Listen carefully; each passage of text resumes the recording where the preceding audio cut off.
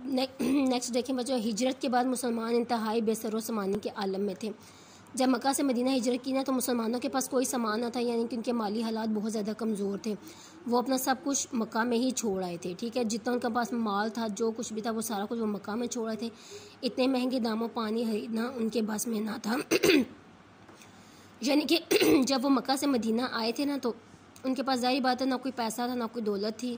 تو جو یہودی تھا وہ پانی بھی بہت زیادہ مہنگا بیچتا تھا، جو ان کے بس کی بات ہی نہیں تھی۔ حضور صلی اللہ علیہ وسلم لوگوں کی تکلیف دیکھتے تو بہت دکھی ہوتے۔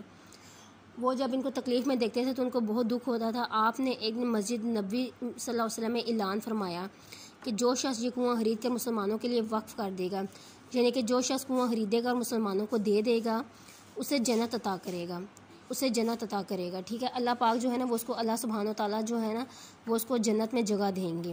حضرت عثمان غنی چپکے سے اٹھے اور یہودی کے کنویں خریدنے کی بات کی۔ حضرت عثمان غنی جو تھے انہوں نے یہودی سے سوچا کہ میں کنواں خرید لوں، کیونکہ وہ غنی تھے، ان کے پاس بہت زیادہ مال و دولت تھا۔ یہودی اپنے اس منافع بخش کنویں کو بیچنے پر راضی نہ ہوا، تو یہودی کا دل نہیں تھا، یعنی کہ وہ اس چیز پر راضی نہیں تھا کہ وہ کنویں کو بیچے، لیکن حضرت عثمان نے اسے منہ مانگی قیمت پر آدھا کنواں فروخت کرنے پر آمادہ کر لیا۔ حضرت عثمان غنی نے نا اسے کہا تھا کہ میں تمہیں اسی وقت پیسے دے دوں گا، یعنی کہ آدھی قیمت پر، تو انہوں نے اس کو راضی کر لیا تھا۔ آمادہ کرنا ہوتا ہے راضی کرنا۔ آدھا کنواں بیچنے کا مطلب یہ تھا کہ کنویں پر ایک مسلمان کا حق ہوگا اور دوسرا اس یہودی کا، یعنی انہوں نے آدھا کنواں خریدا تھا، ان کا مطلب تھا کہ اس پر آدھا جو ہے وہ مسلمانوں کا حق ہوگا، یعنی مسلمان اس سے پانی وغیرہ بھریں گے اور دوسرے دن جو ہے وہ یہودی بھریں گے۔ حضرت عثمان غنی نے بھاری رقم ادا کر کے آدھا کنواں خرید لیا، زیادہ رقم دی اور کنواں خرید لیا تھا، آدھا کنواں خریدا تھا۔ جس دن مسلمانوں کی باری ہوتی اس دن ہر شخص کو اجازت ہوتی کہ وہ جتنا چاہے پانی لے لے، حتیٰ کہ یعنی کہ یہاں تک کہ مدینے کے یہودی بھی اس دن جتنا چاہتے پانی بھر لیتے۔ جس دن مسلمانوں کی باری ہوتی تھی نا اس دن یہودی بھی جتنا ان کا دل ہوتا تھا وہ پانی بھر لیتے تھے۔ جس دن یہودی کی باری ہوتی اس دن کوئی بھی پانی خریدنے نہ آتا، یعنی کہ یہودی جب ان کی باری ہوتی تھی ان کا دل نہیں ہوتا تھا کہ مسلمانوں کو پانی دے، اپنی بار تو وہ مسلمانوں سے پانی لے لیتے تھے، بھر لیتے تھے، لیکن اپنی بار وہ نہیں دیتے تھے۔ کچھ ہی دنوں میں یہودی کا کاروبار ختم ہو گیا، مجبور ہو کر اس نے باقی کا آدھا کنواں بھی فروخت کر دیا، ٹھیک ہے۔ تو پھر جو ہے نا یہودی نے خود ہی جو ہے نا وہ آدھا کنواں جو اس نے خریدا تھا وہ بھی اس نے فروخت کر دیا تھا۔ حضرت عثمان نے رقم ادا کر کے کنواں مسلمانوں کے لیے وقف کر دیا۔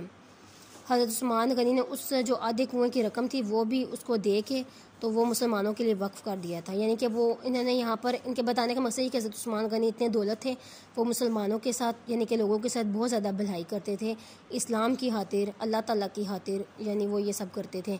اس طرح ایک بار مدینے میں شدید قحط پڑا۔ قحط کا مطلب ہوتا ہے خشک سالی، ٹھیک ہے۔ شہر میں کہیں غلہ میسر نہ تھا۔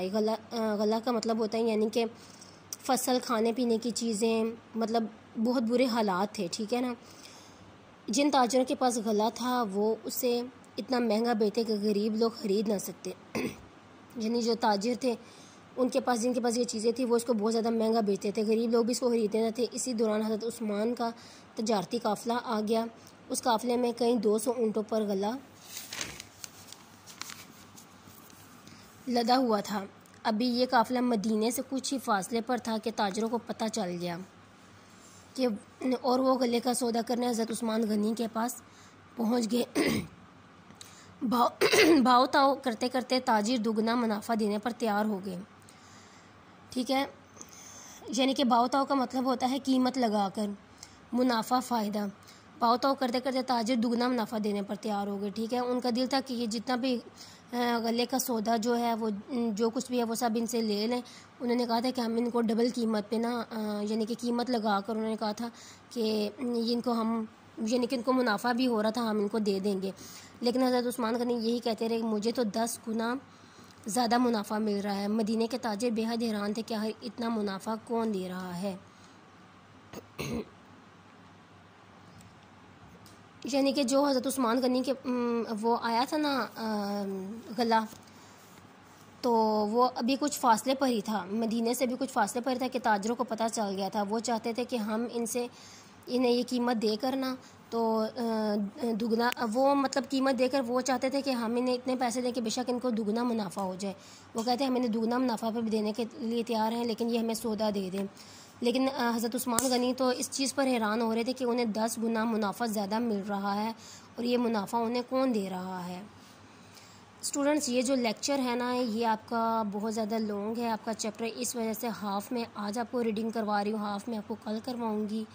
تو اس لیے ہمارا آج کا جو جتنا بھی لیکچر ہے یہ سارا اتنا ہی کافی ہے۔ آپ کا ہوم ورک یہ ہے کہ آپ لوگوں نے سٹارٹ سے لے کر ریڈنگ جو ہے نا، حضرت عثمان غنی مسلمانوں کے تیسرے خلیفہ راشد ہے، یہاں سے لے کر اور یہ یہاں منافع کون دے رہا ہے، یہاں پر آپ لوگ اس کی جو ہے نا ڈیٹ وغیرہ بے شک مینشن کر لیں یا اس کو کوئی ٹک کر رہے ہیں تاکہ آپ لوگوں کو یاد رہے۔ یہ آپ لوگوں کا ہوم ورک ہے، آپ لوگوں نے اس کو یاد کرنا ہے، اور جو میں نے لیکچر دیا ہے اس کو آپ نے سمجھنا ہے۔ تو پھر باقی جو نیکسٹ آپ کی ریڈنگ رہ گئی ہے وہ ہم کل کے دن پڑھیں گے۔ ٹھیک ہے اسٹوڈنٹس، اللہ حافظ۔